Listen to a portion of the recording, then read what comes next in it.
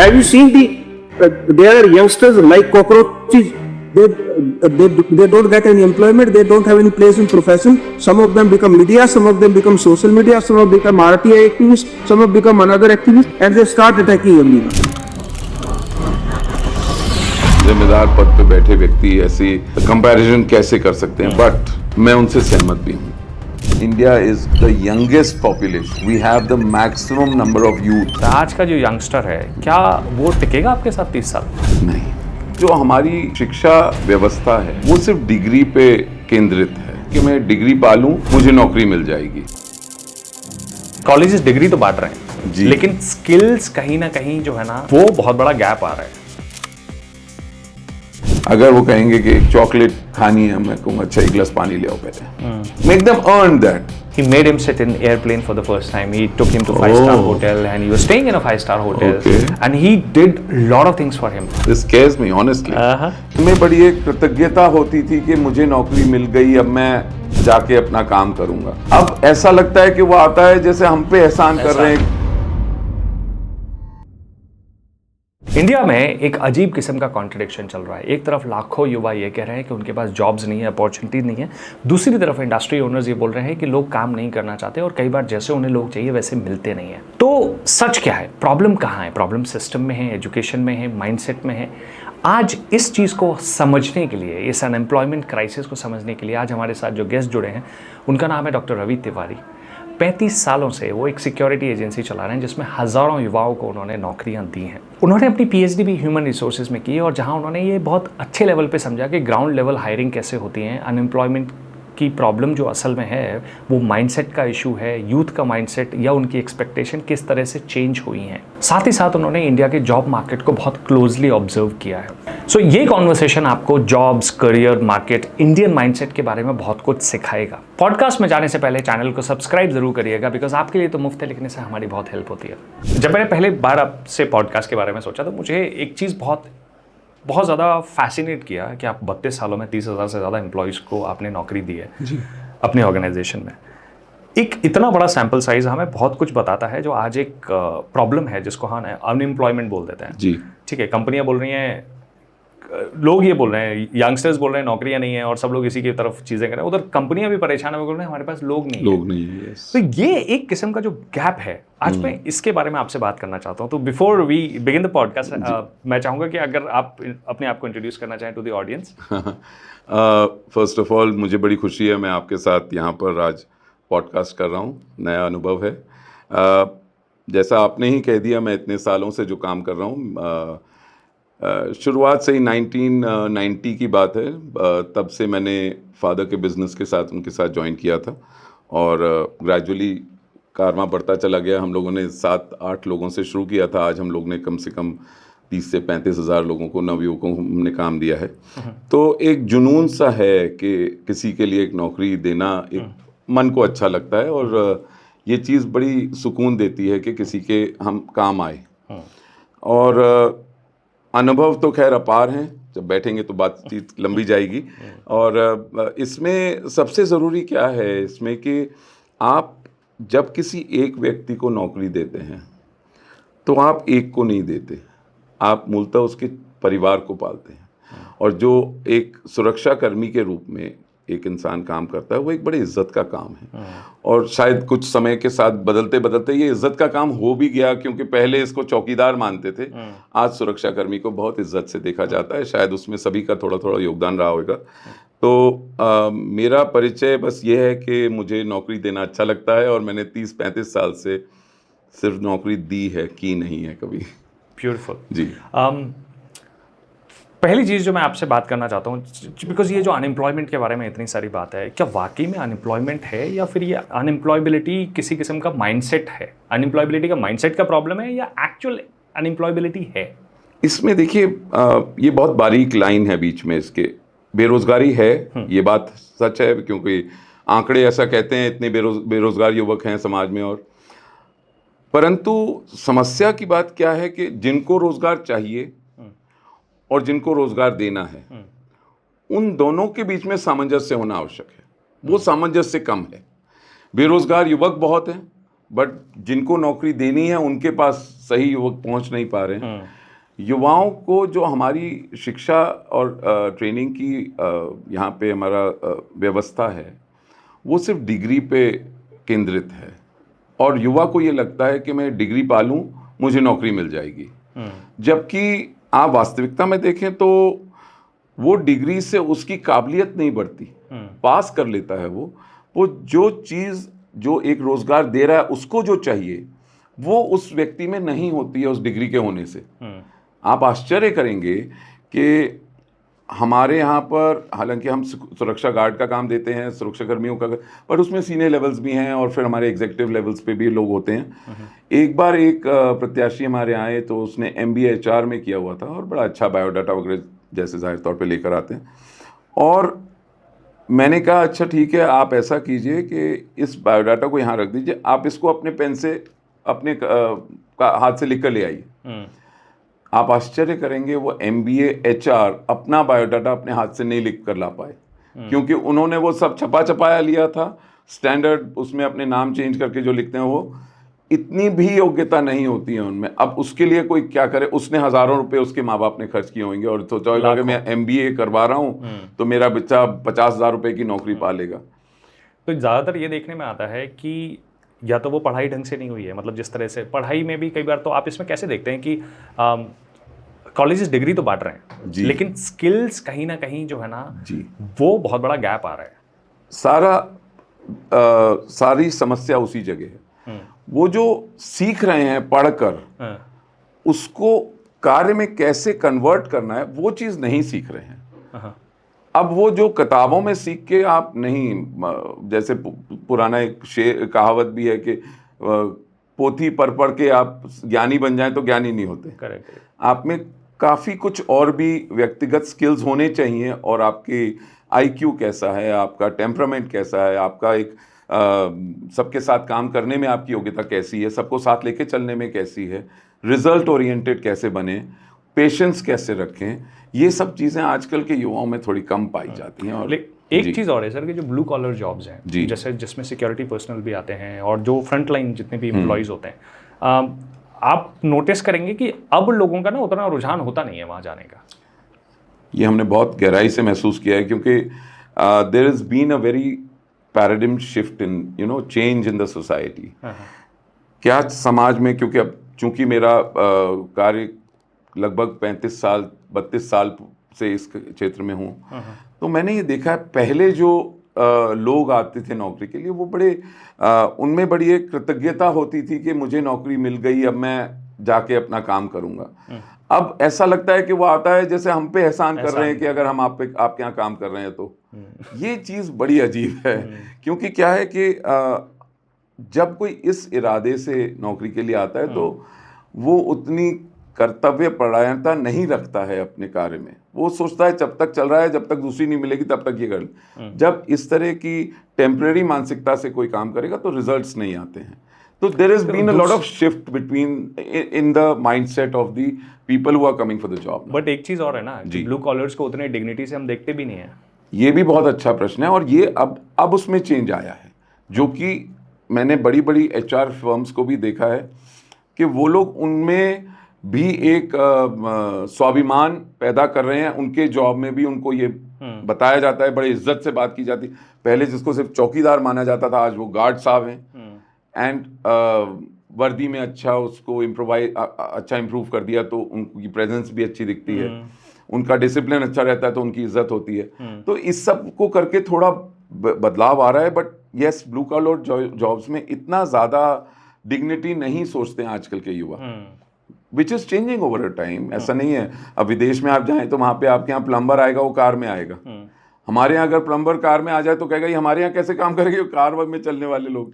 तो ये एक माइंडसेट उनकी भी है जो काम ले रहे हैं, और उन्हीं की वजह से उनमें ही आ जाता है कि ये तो हे दृष्टि से देखते हैं कि ये क्या है, ये काम हम कैसे कर सकते हैं। कई बार सर आपने बहुत इंटरेस्टिंग बात की, कई बार हम ना लोगों को ऐसे जज भी करते हैं। जैसे अगर मान लीजिए कोई आप किसी ऐसे काम के लिए कोई लड़का आ रहा है जिसके पास iPhone है और बहुत उससे बड़ी गाड़ी से आया है, कुछ ऐसे आ गया, तो आपके मन में पहली चीज़ आती है टिकेगा नहीं है, टिकेगा नहीं। हाँ।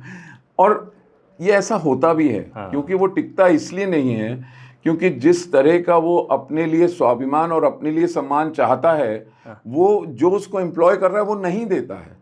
तो धीरे धीरे उसके अंदर एक सफोकेशन बढ़ती चली जाती है, घुटन आती रहती है कि मैं तो अपना काम कर रहा हूं पर मेरे को उतनी इज्जत नहीं मिलती जो मुझे मिलनी चाहिए। तो फिर वो he looks for greener pastures, different places, जहां पे उसको, इसीलिए हम, आप समझिए कि हमारी संस्था जो कि अब लगभग 35 साल पुरानी है, मेरे यहाँ ऐसे लोग हैं जो आज भी 30 साल से हमारे यहाँ काम कर रहे हैं।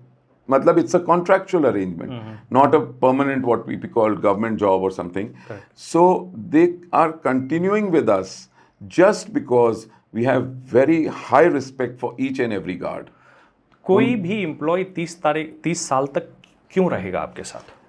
उसके स्वाभिमान की रक्षा होती है, उसके जो राइट्स हैं उसको पूरे दिए जाते हैं। जो शायद हम लोग थोड़ी सी अतिशयोक्ति इसलिए बन जाते हैं क्योंकि ऐसा बाकी लोग नहीं कर रहे हैं। अगर सभी करने लगे तो बहुत अच्छा हो जाएगा।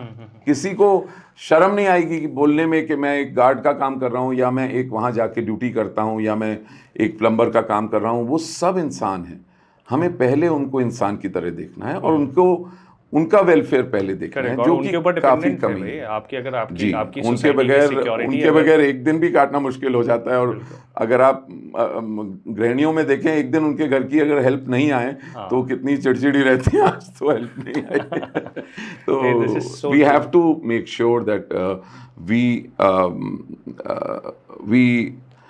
give the respect what they deserve as human beings. First look at them as a human being.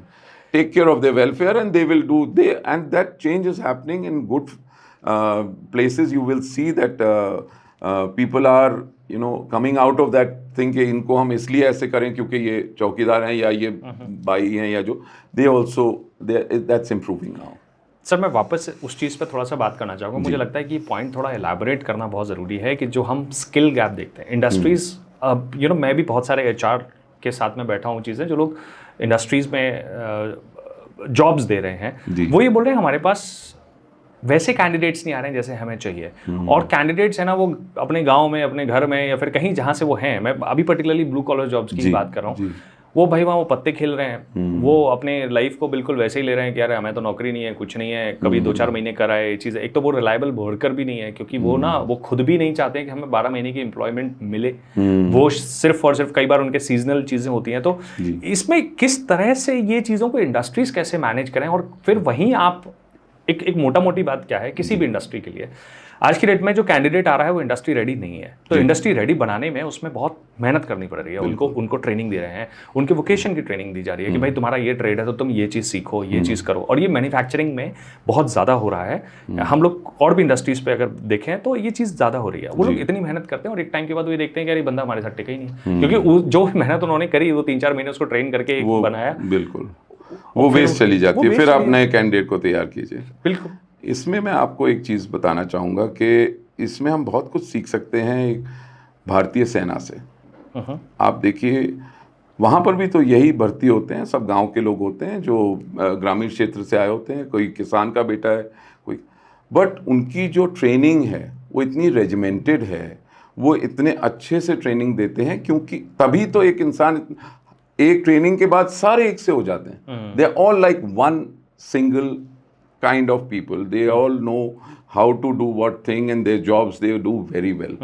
So that kind of training is required. I'm not saying that it should be very hardcore training like army, but the educational institutes, वहाँ पर even स्कूली स्तर पे बच्चों की curricular activities पे भी बहुत फोकस होना चाहिए। वहाँ से, मैं तो एक सरकारी स्कूल में पूरे ज़िंदगी पढ़ा हूँ। केंद्रीय विद्यालय आज की डेट में क्या स्टैंडर्ड है मैं नहीं कह सकता हूँ, मेरे समय पे तो Kendriya Vidyalaya used to be the best, and वहाँ से सिलेक्शन सबसे ज़्यादा होते थे। और मुझे बड़ा गर्व है केंद्रीय विद्यालय पे जो मुझे एजुकेशन मिली, और वहाँ पे हमारे डेक्लेमेशंस और ये एक्टिविटीज़ और स्पोर्ट्स एक्टिविटीज़, तो एक चहुमुखी उसका विकास होता है। आज की डेट में क्या है, थोड़ा सा बच्चे को बस ये है कि नंबर आ गए तो माता पिता खुश हैं। मेरे साथ ही खुद ही घटित एक घटना है कि मेरे परिवार में किसी के बेटे ने बड़ा अच्छा रिजल्ट आया था किसी उसके एक इम्तहान में, तो उन्होंने कहा कि भाई मैंने भी काफ़ी उनको हेल्प किया था, तो कहते हैं कि भाई आप हमारे यहाँ आके हमारे बच्चों को थोड़ा काउंसलिंग कीजिए। मैं कहा काउंसलिंग की ज़रूरत बच्चों को नहीं, काउंसलिंग की ज़रूरत इनके माँ बाप को है, जो इतनी अपेक्षा रखते हैं। आप समझिए कि जब बच्चा छोटा है तब उसको इतना हम लोग अगर प्रेशर में डाल देते नंबरों के लिए, और नंबर नहीं आए तो तुम कुछ नहीं हो, तो वो चीज़ जो है ना, देखिए कुछ सभ्य समाज में तो, पढ़े लिखे समाज में तो बच्चों के काफ़ी आयाम होते हैं जहाँ वो जा सकते हैं, बट आप एक ग्रामीण क्षेत्र से समझिए, अगर बच्चे ने 10th में अच्छा पास नहीं किया तो उसको बेरोजगार, वो यही इन्हीं में गिनती हो जाती है उनकी, जो हम जिस ब्लू कॉलर जॉब के लिए। पर आज के टेक सेवी ज़माने में उसको सब कुछ चाहिए भी, पर उसको नौकरी नहीं मिल रही है। ये बड़ा ही एक प्रॉब्लम ये भी है ना कि उस बच्चे के एस्पिरेशंस भी बहुत हाई है, क्योंकि वो सब कुछ देख भी रहा है। पहले उसे इन्फॉर्मेशन का एक्सेस भी नहीं होता था कि यार कोई हमारे बचपन में जब हम छोटे थे तो हमारी दुनिया कितनी थी, 10-12 दोस्त, 8-10 टीचर्स, 3-4 सोशल फ्रेंड्स और किताबें, टीवी भी नहीं होता था। आज की डेट में तो वो जो अम्बानीज ने कहा था कर लो दुनिया मुट्ठी में, अब तो उनके हाथ में ही सारी दुनिया है। तो अभी का सर मैं आपको एक रिसेंट किस्सा बताऊं कि हम कहीं ना कहीं वहाँ भी ना जो एस्पिरेशंस तो हैं बहुत सारी चीज़ों में, और कई बार वो गलत रास्ता भी इख्तियार कर लेते हैं क्योंकि उनको उस तरह का रोड मैप नहीं मिल रहा है। तो आज आप ये भी देख रहे हैं कि आज ही एक मैं आपको स्टेटमेंट का ना वो दिखाता हूँ जी।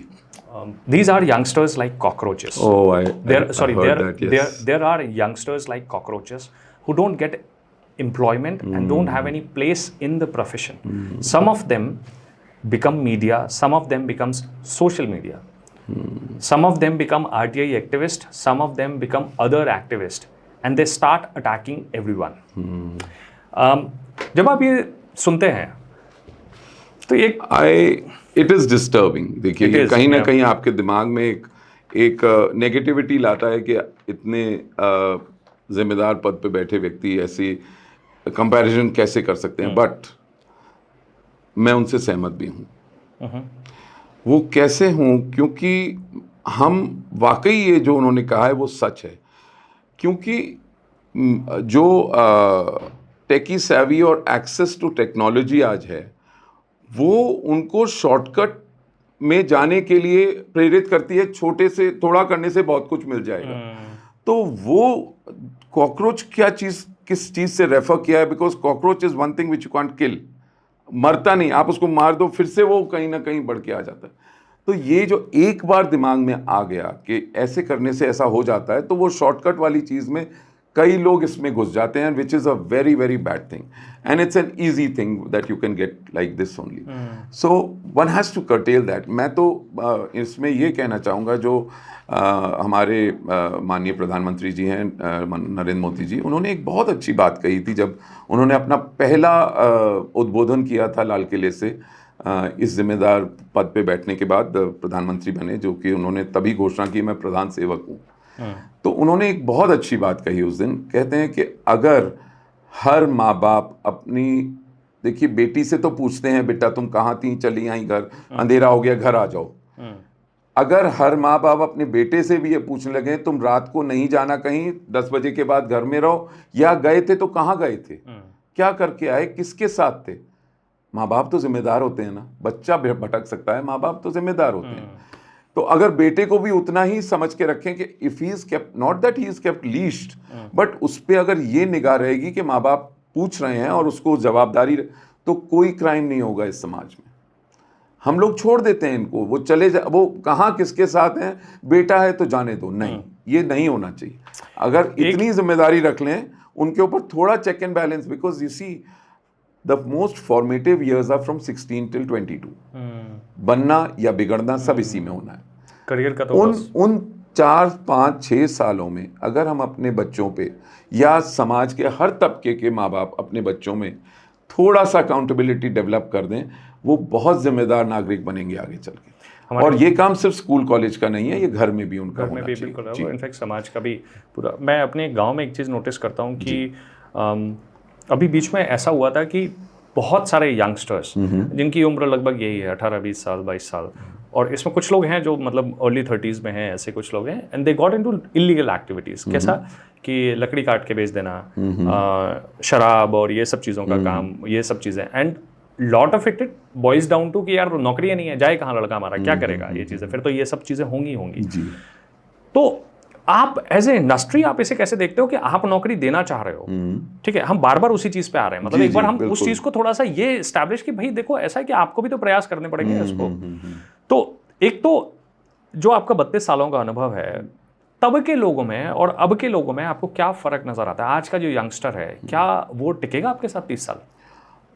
नहीं, नहीं टिकेगा। नहीं टिकेगा, क्यों? बिल्कुल नहीं टिकेगा। क्यों? क्योंकि क्या है कि जो जिस रफ्तार से दुनिया उस जमाने में बढ़ रही थी, मैं अगर अपने इस पूरे कार्यकाल को मैं 2 हिस्सों में बांटूं, 15 साल शुरू के और 15 साल बाद के मानूं, तो जो माइंडसेट सोसाइटी में उस जमाने में था, that was not so fast moving as much as what it has developed in past 15 years. And technology has given, it's got berserk absolutely. There's a technology blast. You suddenly people have started having access to whatever you want to. But the mindset did not move that fast with this technology. So that gap is creating the dilemma as to they want to be that, but they can't reach that place just because it is not so well paid. I mean, in the sense that let me choose the right way to convey it. Like, what the technology and this fast moving life shows to a youngster, to get that, he's not able to see the gap which is between them, him and that place. So they never concentrate or work on the process. They just look at the result. I want to be that. तो थोड़ा हुआ भी है ना sir, social media ने instant success जैसे Yeah. कुछ stories कुछ ऐसे, अभी एक बहुत सिंपल सा एग्जांपल है चीज़ है, no criticism to it but it's an interesting case study. Yeah. एक लड़का है गांव में, अमेरिका का कोई यूट्यूबर है, अच्छा। अमेरिका का कोई सोशल मीडिया सेंसेशन है, Okay. उसका नाम है एस्टन हॉल, ठीक है। वो अपना डेली रूटीन पोस्ट करता था, वो कुछ नहीं तो बस ऐसे ही कुछ बहुत high intensity daily routine sort of कि 4:30 पे उठ गया हूँ, 35 पे मुंह धो रहा हूँ बर्फ डाल के और ये कर रहा हूँ, फिर एक्सरसाइज करने जा रहा Who हूँ। watches all this, by the way? Oh. I've never This seen guy this. has more than 20 million के अप्रॉक्स उसके अपने फॉलोअर्स हैं on Instagram. Serious? These 20 million are watching him wash his face. Yes. Wow. Yes. This is Yeah. what is happening now. Okay. Where it gets interesting for you, this might be like क्योंकि हम जिस generations, I'm also including myself because I'm a little. I'm still young.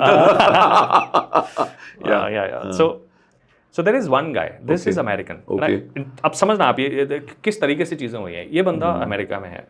There is one guy जो कि मोरेना के पास में, ठीक है। Okay. Jaura एक जगह है। Where is the connect between America and Jora? हाँ. This is interesting. Please tell me. Yeah. So what happens is this guy, Yeah. he started copying his content. Okay. And he was ridiculed. The guy for from it. Jora. Yeah. Okay. So he's into fitness. He has decent body, decent Right, fitness. right. So he would exactly mimic what he does. What that fellow in Yeah. America And is doing. but he does In it his with own his way. own हाँ, way.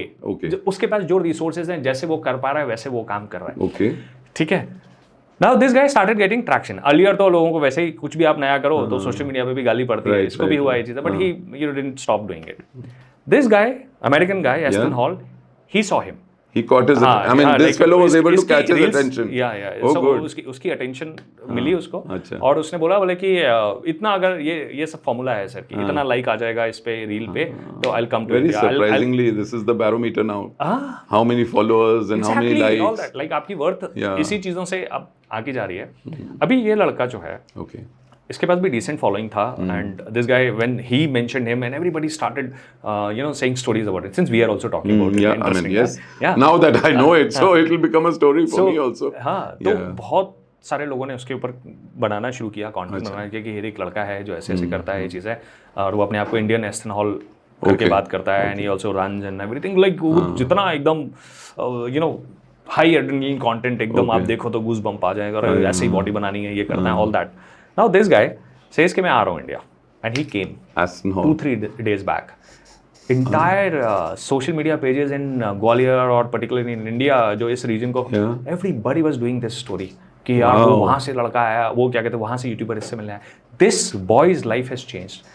This guy, he made him sit in airplane for the first time. He took him to 5-star hotel, and he was staying in a 5-star hotel. Okay. And he did a lot of things for him. Like kudos to that guy. Like Yeah. यार Aston Hall ने अपना influence use करके ये चीज़ है, and he then said कि if these many likes He will is come, almost endorsing him. yes, and he did that. he changed the handle name to Indian Aston Hall also, है ना?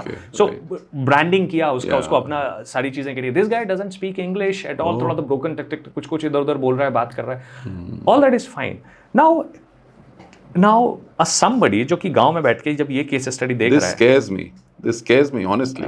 It scares me because, only one person out of thousands and lakhs of people can do that. That's where it gets interesting, yeah.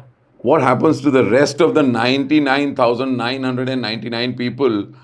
They are all on the streets trying to become that, and they could not become, and they lose their way. What do they do then? They do need, still their aspirations will never die. They will not die. They will always stay where they are. Just like, it's a very strange metaphor, but कमल का फूल जो होता है उसकी प्रवृत्ति क्या होती है कि जैसे जैसे बारिश तालाब में पानी बढ़ता है तो कमल का फूल पानी के साथ ऊपर हो जाता है. जब सूखा होता है, जब बारिश चली जाती है तो पानी नीचे आ जाता है, कमल वहीं रहता है. अब वो धूप में सूख जाता है. तो इसी तरह हमारे युवा हैं जो एस्पिरेशंस में तो वहाँ पहुँच जाते हैं, बट उनको वो मिलता नहीं है और फिर वो they high and dry on the streets. So, अब इसमें हो क्या रहा है सर? एक बहुत इंटरेस्टिंग बात ये चीज़ है कि सोशल मीडिया पे कंटेंट बनाना एक स्किल है, डेफिनेटली एक स्किल की कैटेगरी में ये चीज़ है. बट जब आप यहाँ पे इस तरह की सक्सेस किसी को देख लेते हो ना, टेस्ट कर लेते हो कि यार उसको आप ब्रांड्स मिलने लग गए हैं, वो पैसा कमाने लग गए, और बहुत लोग हैं, रैग्स टू रिचेस वाली बहुत स्टोरीज हैं ऐसी, दिखता है वो बिकता है. बिल्कुल. लेकिन बहुत सारी ऐसी स्टोरीज हैं, 99.99% ऐसी स्टोरीज हैं जो कि बुरी तरह से बर्बाद हुए हैं, परेशान हुए हैं, और सबसे ज़्यादा उन्होंने अपना टाइम खराब किया है in order to, because they also wanted कि यार हम आएंगे तो हम ये फोड़ देंगे. और इस चीज़ में ना कंटेंट का डेस्परेशन समझ में आता है. अब लोग किसी भी हद तक जाकर सिर्फ अपने आप को रेलिवेंट बने रहने के लिए या किसी तरीके से आईबॉल्स उनके पास मिल जाए, उनको लोग देखें, बस इसके लिए कुछ भी चीज़ें कर रहे हैं. अब इसमें एक मतलब वापस हम अपने टॉपिक पे अगर बात, यही रूट कॉज है जो CGI ने बोला है. These such people who are high with high aspirations have access to certain things. They just to catch the eyeballs, they always get into many things which are not very well appreciated by the society. That's it. But एक बहुत बड़ी problem ये होती है कि जब एक लड़का 3-4 साल अपने इसमें लगा देता है और कोई उसके पास ऐसी स्किल नहीं होती है कि जिसको वो स्केल कर सके या उसको सेल कर सके, उससे उसको बाजार में देके उसके एवरेज में किसी तरह का करियर अगर उसका बन जाए, तो फिर वो तो बहुत गलत स्थिति में आ जाते हैं. बहुत और बड़ी प्रॉब्लम है ये, मैं आपको बताऊं सर. एंड आप ये समझिएगा कि जैसे आंकड़े भी बताते हैं कि हिंदुस्तान की सबसे बड़ी जो युवा फोर्स है विश्व में, वो आज India is the youngest population. We have the maximum number of youth.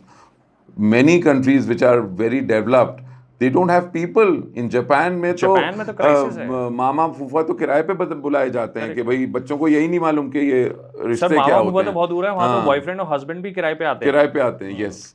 तो आप समझिए कि हिंदुस्तान की ये सबसे बड़ी शक्ति भी है और ये सबसे बड़ी वीकनेस भी हो सकती है. तो इसको सही से चैनलाइज करना, सही से इसको एक दिशा देना, ये बहुत आवश्यक है. और हमारा तो एक बहुत छोटे स्तर पे प्रयास रहा है, बट मेरे जो हमारी संस्था है इसके माध्यम से लोग जो ट्रेन होके, कितने लोगों ने फौज ज्वाइन की, मेरे यहाँ से मेरे स्टाफ में रह के लोगों ने, प्रोफेसर्स हैं आज. And I mean if I can bring a change to somebody's life, even 2% in a positive way, it's an achievement for me. And that's been my endeavor all throughout. ये मेरा प्रयास रहा है हर वक्त. So the one is you would सी कि कई बार जो policy making है वो इस तरफ भी बहुत ज़्यादा ध्यान देते हैं कि थोड़ा वोकेशनल ट्रेनिंग हुआ है, आजकल बहुत ज़्यादा बात हो रही है ये सब चीज़ें. But at the very core you would see that there are some people who would like some people to remain poor, because जैसे सारे पढ़ जाएंगे तो फिर ये और जॉब्स कौन करेगा. हाँ, ये भी एक बड़ी अनसेट सा अरेंजमेंट है कि भाई सभी मालिक बनेंगे तो काम कौन करेगा, छोटे काम कौन. But that's a very cliche kind of a mindset. मेरा ऐसा सोचना है कि जो काम कर रहा है उस काम में उसका अगर उसकी संतुष्टि है. देखिए, सफलता जो है उसका आकलन दूसरे करते हैं, पर संतुष्टि का आकलन हम स्वयं करते हैं. तो हमें अच्छे इंसान बनाने की ज़रूरत है. अगर वो असंतुष्ट, अगर IAS ऑफिसर की तरह भी असंतुष्ट है, फिर तो कोई बात ही नहीं, वो तब भी परेशान रहेंगे. ऐसे भी लोग मिलते हैं। तो इसीलिए हमें अच्छे इंसानों की बनाने की जरूरत है, जिसमें मानसिकता ये हो कि नहीं, आप इसमें भी अच्छे से रह सकते हैं, इज्जत की जिंदगी बिता सकते हैं। और अगर किसी को आप हीरो वर्शिपिंग जिसको कहते हैं कि आज की डेट में हर जो भी आदमी पॉलिटिक्स में आते हैं या पॉलिटिक्स में आना चाहते हैं वो सब मोदी जी से इंस्पायर होते हैं। पर कितने हैं जो मोदी जी ने जो स्ट्रगल किया है, जिस दौर से वो गुजरे हैं, क्या वो उस दौर से गुजरने को तैयार है? नहीं, वो उस प्रोसेस पे जाने को तैयार नहीं है। वो वहाँ देखते हैं कि देखिए वहाँ पहुँच गए, और एक कार्यकर्ता यहाँ तक पहुँच सकते हैं, पर कार्यकर्ता ने काम कितना किया है ये देखिए आप। What grind he has been through when he was just nobody, but what the beauty is that he always remained a very humane person. उनमें संवेदनाओं की कमी नहीं थी कभी भी, पर परिश्रम करने का जज्बा भी था। लेकिन सर जब ये एक इस तरह की केस स्टडी आती है ना, जी। मोदी जी जैसी एक केस स्टडी आती है, तो बहुत सारे लोग इसी को फिर अपना एस्पिरेशन भी समझ लेते हैं।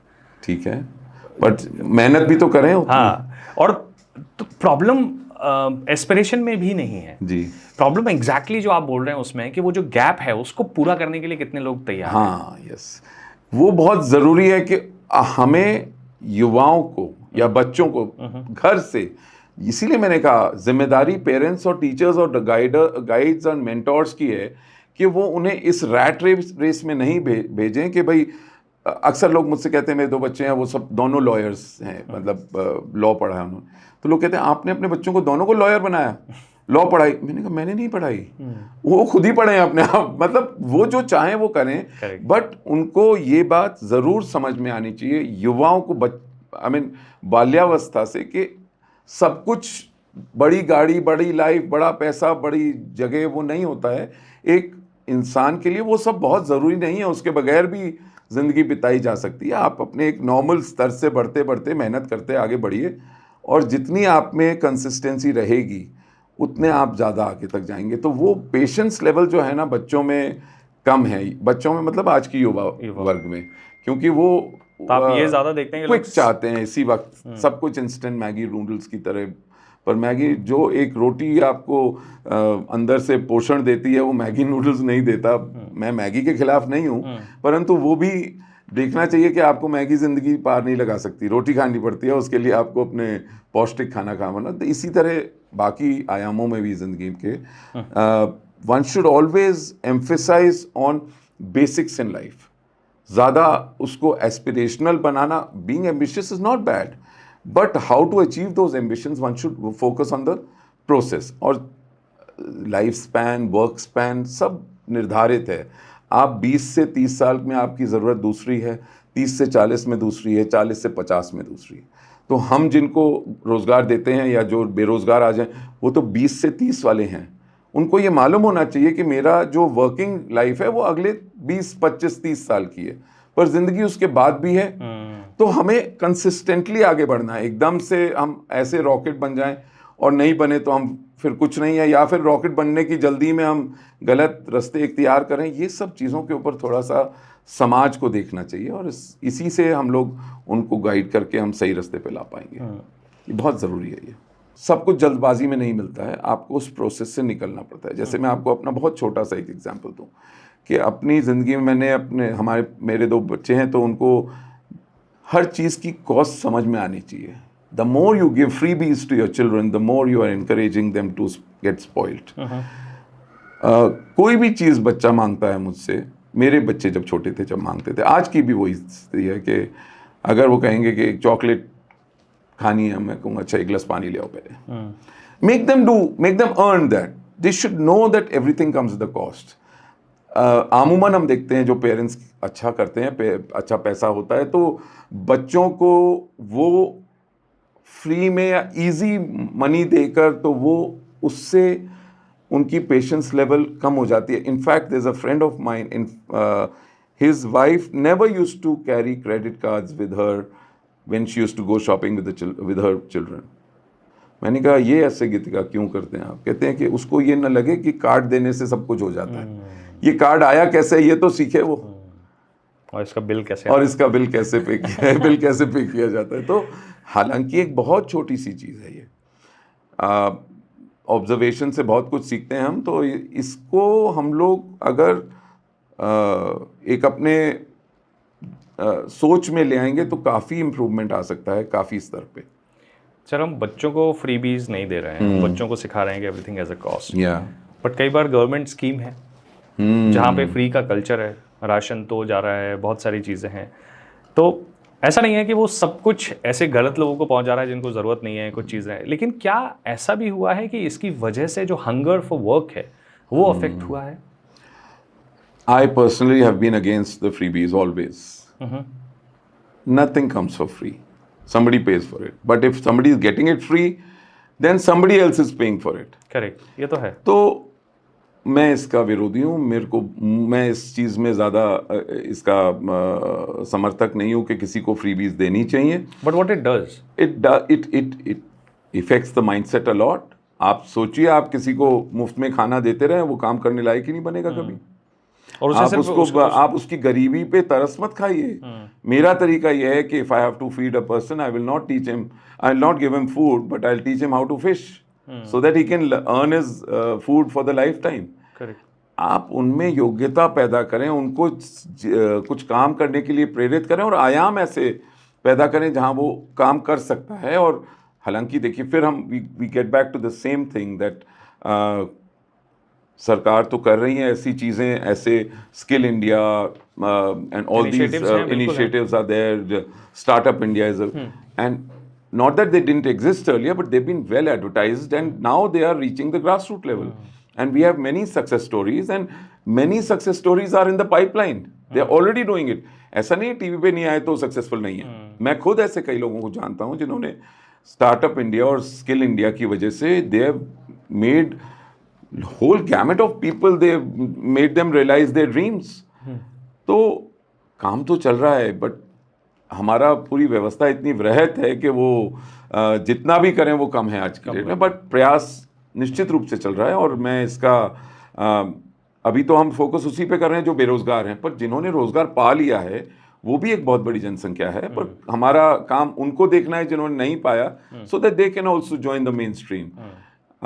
So gradually it is happening. It's a small, slow change, but it is happening for the in the better side. But at the same time, we have to keep an eye on those also जो नहीं इस main stream को join कर रहे हैं, उनको कैसे ला सकते हैं, ये हमारा प्रयास रहता है। एक और चीज़ जो बहुत ज़्यादा कई बार रिपोर्ट होती है, मेन स्ट्रीम स्टोरीज में आती हैं कि companies are definitely growing financially, बहुत बड़े बड़े कारोबार हो रहे हैं, ये सब चीज़ें, बट लेकिन जो आपका फ्रंट लाइन वर्कर है, क्या वो भी उतना ग्रो हो रहा है आपके साथ? और वो जो चीज़ है, because I remember the discussion that you said कि यार वो परसीव जस्टिस बहुत इंपॉर्टेंट है किसी भी एम्प्लॉयमेंट में। जी, तो परसीव जस्टिस में एक फाइनेंशियल जस्टिस भी बहुत बड़ा पार्ट है। बिल्कुल। आप कैसे देखते हो और आप कैसे इसका ख्याल रखते हो? आपने तो मेरा फेवरेट टॉपिक छेड़ दिया क्योंकि जैसा मैंने आपको एक बार पहले भी बताया था, मेरी पीएचडी जो मैंने की है मानव संसाधन में, तो मेरा जो विषय था उसमें it was the impact of perceived justice on employee behavior. इसमें हम चूँकि ये केस स्टडी हमें अपना प्रेजेंटेशन देना होता है वहाँ पे और रिसर्च करके देनी होती है, but when we are talking like this, हम इसको सिर्फ एक सीमित एम्प्लॉयर रिलेशन में ना देखते हुए हम इसको वृहद स्तर पे अगर देखें समाज में भी, हमने बचपन से सुना है कि रोटी कपड़ा मकान हमारी सबसे बेसिक ज़रूरतें मानी जाती हैं, पर मेरी समझ में हमारी जो मूलभूत ज़रूरतें हैं वो 3 नहीं 5 हैं मेरे अपने आकलन में। रोटी कपड़ा मकान तो है ही है, उसके नेक्स्ट है न्याय, जस्टिस। वो कैसे? क्योंकि जब एक बिल्कुल अबोध बच्चा भी होता है वो भी न्याय चाहता है, उसके साथ अगर अन्याय होगा वो निश्चित रूप से अपने रूप में उसकी प्रतिक्रिया आती है। फ़र्ज़ कीजिए 2 बच्चे खेल रहे हैं, बिल्कुल छोटे छोटे बच्चे हैं, आप एक को चॉकलेट दे दीजिए, दूसरे को मत दीजिए। उसको बोलना नहीं आता, अभी उसको नहीं मालूम चॉकलेट कहाँ बनती है, कितने की आती, बट चॉकलेट उसको नहीं मिली, वो वहीं रोने लगेगा, हाथ पैर फेंकने। क्यों? क्योंकि उसको लगेगा मेरे साथ अन्याय हुआ, इसको मिली मुझे नहीं मिली।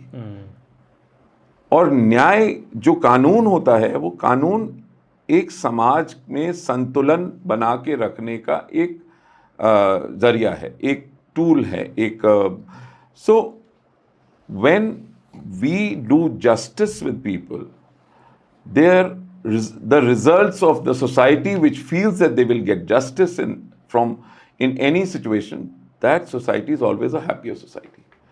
तो जो आपने सवाल किया कि न्याय का इसमें कितना महत्व होता है, तो मेरी जो रिसर्च हुई थी वो हमने टेलीकॉम इंडस्ट्री पे की थी। तो उसमें हमने देखा कि 2 कंपनीज अगर हैं, एक प्रतिष्ठान में बहुत अच्छी तनख्वाह है, अच्छी फैसिलिटीज़ हैं, बट वहाँ पर जो उनके यहाँ कार्य कर रहे हैं उनमें इतना भरोसा नहीं था कि अगर कल को अगर मेरे साथ कुछ गलत हो तो मुझे यहाँ न्याय मिलेगा। वहाँ तो रेस्टिगेट कर दिया जाता था या फिर ठीक है दूसरा आ जाएगा आपकी जगह।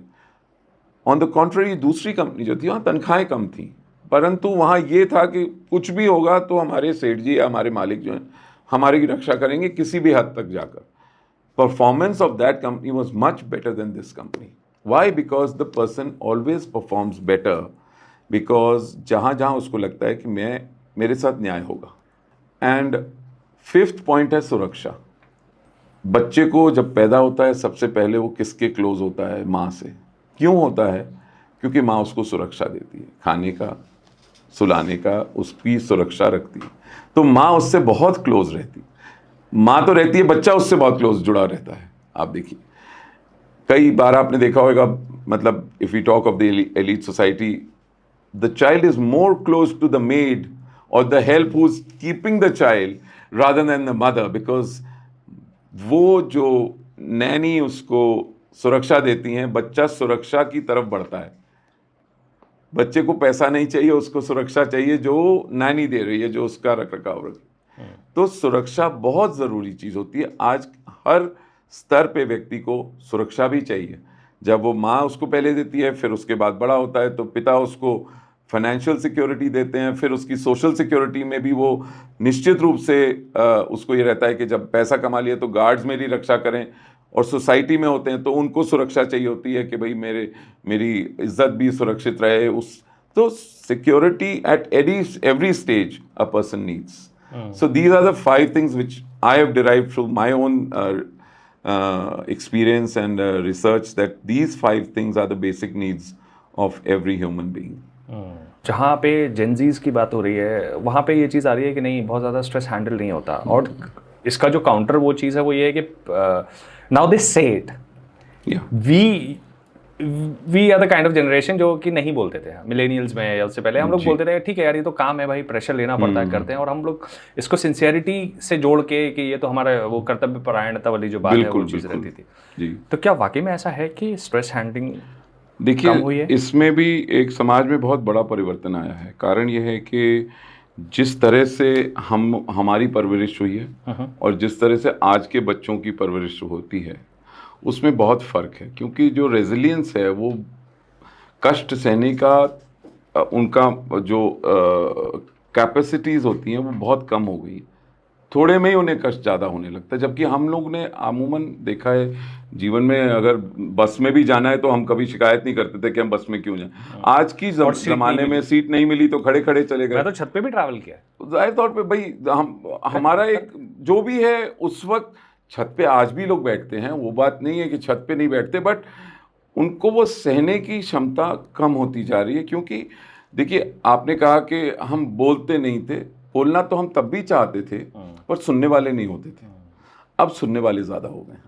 तो सुनना, जब आपकी बात सुनी जाएगी तो आप अपना कभी सुख भी बताएंगे, कभी दुख भी बताएंगे।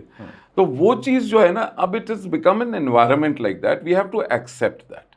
और हमें अब इसके साथ जेनजी जो है, जेनजी बदलाव को सबसे पहले विरोध करती है बदलाव का। वो नहीं चाहती कि आप उनमें बदलाव की कोई बात करें।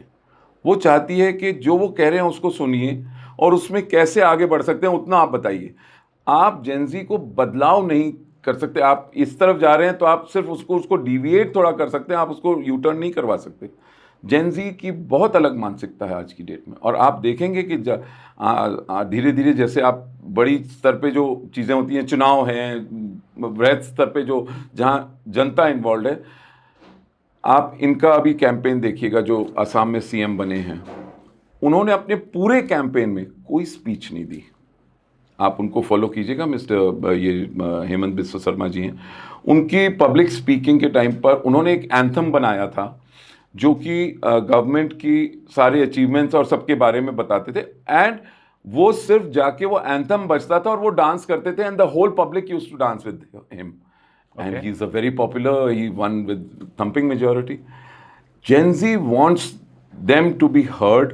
They want them to be part of you and you being part of them. So that is what Gen Z is all about.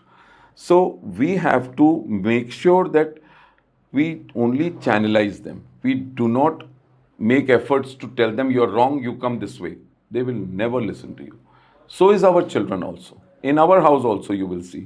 जो हम जितनी इस उम्र पे थे और जब हम बच्चों से हम कुछ चाहते थे कि हमसे कुछ पिताजी चाहते हैं, तो पिताजी का कहना एक कानून होता था घर में. अब हम ऐसे कानून लगाएं तो हम तो एक कोने में बैठे रहेंगे, बच्चे अपनी मर्जी की करेंगे और हम यही किलसते रहेंगे कि हमारा ये क्या हुआ, बच्चे हमारे सुनते नहीं. नो. आजकल आप बच्चों के साथ रहिए, उनके साथ आप वो उनके ऊनो भी खेलिए, आप उनके गेम्स भी खेलिए, उनके फ्रेंड्स के साथ मिक्सअप होइए, then you can be happy. If you are still living on those structured way, they do not like structured life. They want their own ways to be. So it is a challenge. It is a big challenge.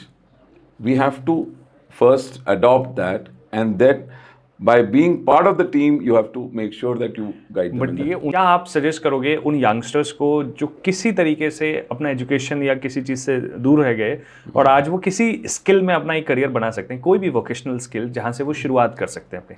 Definitely blue collar jobs end of life नहीं है जी, ये शुरुआत है. It's a stepping stone, और जो काबिल है वो आगे बढ़ सकता है. बट ब्लू कॉलर जॉब से इंसान अपनी रोजी रोटी कमा के इस लायक बन सकता है कि वो अगली सीढ़ी के लिए तैयार हो सके. करेक्ट. पर उस सीढ़ी को पे से गुजरना, उस फेज से गुजरना एक मुश्किल काम रहता है. तो आपका बड़ा प्रासंगिक प्रश्न है कि बहुत ही रेलेवेंट है कि आखिर वो क्या करें जो जॉब्स दे रहे हैं जिससे वो लोग काम करने को तैयार रहें. मेरे हिसाब से, चूंकि मैं एक मानव संसाधन से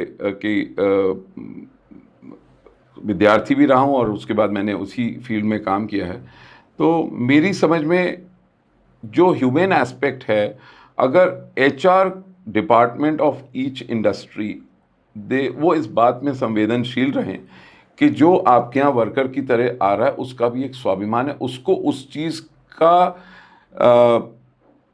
आश्वस्त रहे वो कि मुझे यहाँ पे मैं सिर्फ एक वर्कर नहीं हूँ, I am a contributor to this the growth of this company.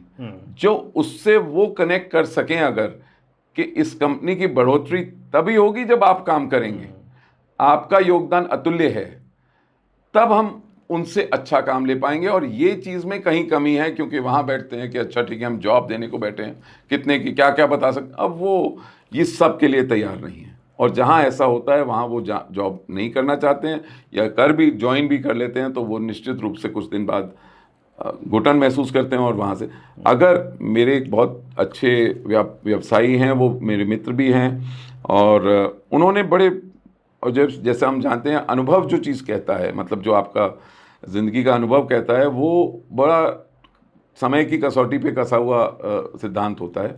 तो उन्होंने हर वक्त मुझसे कहा कि रवि, अगर आपकी कंपनी का HR और PR ठीक है तो आपकी कंपनी सफल रहेगी. आप अपने मतलब HR से ह्यूमन रिसोर्स अगर आप उसको सही से हैंडल कर पा रहे हैं तो आपकी व्यवसाय सही से चलेगा, और PR का मतलब है आपके क्लाइंट्स आपसे खुश हैं तो आप उसमें सफल रहेंगे. प्रोडक्ट आपका कुछ भी हो उससे मतलब नहीं है.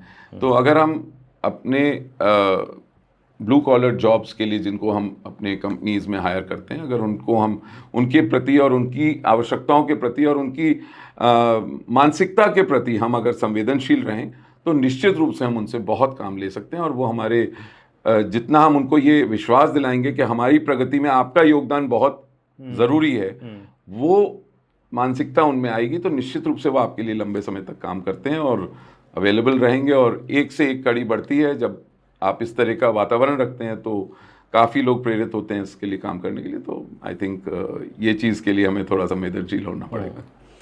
Thank you so much sir. आपने जो चीज़ें बताई हैं वो एक बहुत आई ओपनर भी है इन अ सेंस कि ये जो खाई बनी हुई है जी, उसको समझने के लिए ये भी समझना पड़ेगा, थोड़ा प्रयास कंपनियों को भी करना पड़ेगा, और एक एटीट्यूडनल चेंज की ज़रूरत जो है वो घर से भी है। जैसे आपने पेरेंट्स के बारे में भी बात करी कि बच्चों को आप सिखाओ एस्पिरेशंस, अच्छी बात है, but at the same time वो उस गैप को फुल करने के लिए खुद भी सक्षम बने। बिल्कुल। सो ब्लू कॉलर जॉब्स की डर्थ नहीं है, पहली चीज़, नौकरियां कम नहीं है, लोगों की कमी होती है, ऐसा कंपनियां बहुत बोलती हैं। और जो इस वातावरण में अब किस तरीके से लोगों को इसको लेना चाहिए, उसके बारे में जो डिस्कशन हुआ, that was so, thank you so much. Thank you सो मैं मच। आपका भी बहुत शुक्रिया अदा करना चाहूँगा। Thank you so much for having me here. बहुत अच्छा लगा आपसे ये बातचीत करने में और अपने अनुभव साझा करने में, और मुझे उम्मीद है कि आने वाले समय में आपका ये जो एक माध्यम है ये ज़्यादा लोग तक पहुँचेगा, और इसके माध्यम से लोगों में जागरूकता भी आएगी, और क्योंकि आपके जो भी विषय रहते हैं वो बहुत ही प्रासंगिक और समाज में कोई ना कोई बदलाव करने लाने वाले रहते हैं, और एक नई सोच पैदा करते हैं। तो प्रभु की कृपा रहे और आप अच्छे से प्रगति करें, मेरी आपको शुभकामनाएं। बहुत बहुत धन्यवाद। Means a lot to me. Thank you so much. Thank you.